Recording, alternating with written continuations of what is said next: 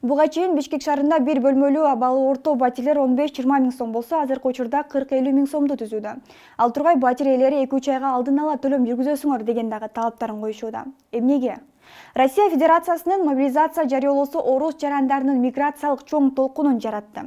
Алар өз өлкөлөрүнөн чыгып Казакстанга, Кыргызстанга байма-бай учуп келишүүдө. Ага ылайык өлкөдө батирлердин ижара акысы кескин көтөрүлүп, айрымдары батирлерин жалаң мигранттарга гана берерин жазып, кыргыздарды кабыл албай жаткан учуру.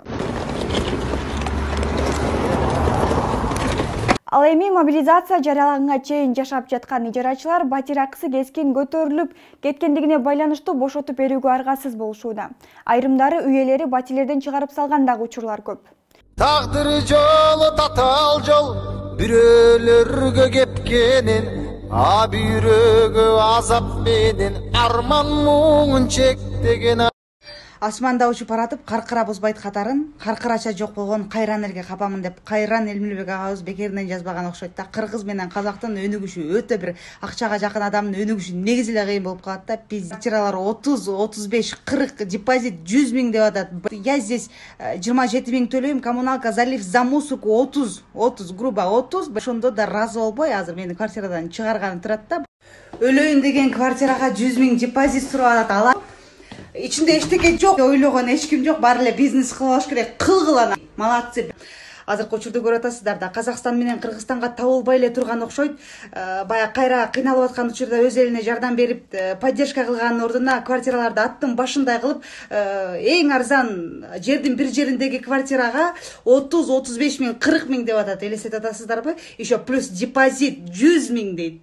100 миңге кандай депозит? Еще вперед төлөш керек экен, 2 айга, 3 айга. Бул не деген шумдук? Кандай карапайым 15 миңдик зарплатага иштеп аткан карапайым калк кандай кылып жамбагат? Тапканы даже квартирага жетпейт. Аны ойлогон адам жок. Бул не деген шумдук? Бай квартира берип аткан адамдарда кичине ойлонуп койсоңор боло, башыңар менен мындай бизге окшогон жөнөкөй адамдарды да мисалы кандай кылып жамбагабыз? Дальше как вообще? Орустар келди деп эми бардыгыбыз көчөдө талалап калабызбы? Вообще буну ойлогон адам жок, кыйналып аткан эл. Той да болот, тойдун эртеси да болот. Эртеңки күндү да ойлонгула, мыйзам мындай турсун, адамгерчиликке да жатпайт деп интернет колдонуучулар буга нааразы.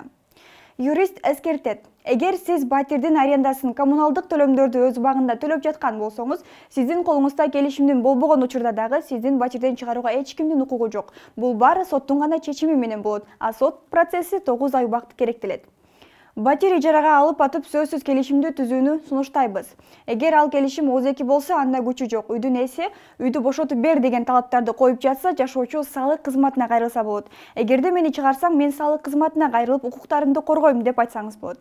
Эгер келишим жазуу түрүндө болсо, үйдүн ээси оюна келген талаптарды кое албайт. Келишимде кандай көрсөтүлгөн болсо, ошондой гана иштерди жүргүзгөнгө мүмкүн. Эгер тараптар бири-биринин талаптарына макул эмес болсо, сотко кайрылып, талаш-тартыш башталса, үйдүн ээси жашоочуларды мажбурлап чыгара албайт. Мыйзам боюнча жөн гана мажбурлап чыгарып салуу туура эмес. Үйдүн ээси сотко кайрылып, үйдү бошотуп берүү талаптарын коюшу керек. Ошондо дагы жашоочу бошотуп бербей жатса, сот аткаруучуларынын, милиция кызматкерлеринин жардамы менен мажбурлап чыгарып салууга укук пайда болот.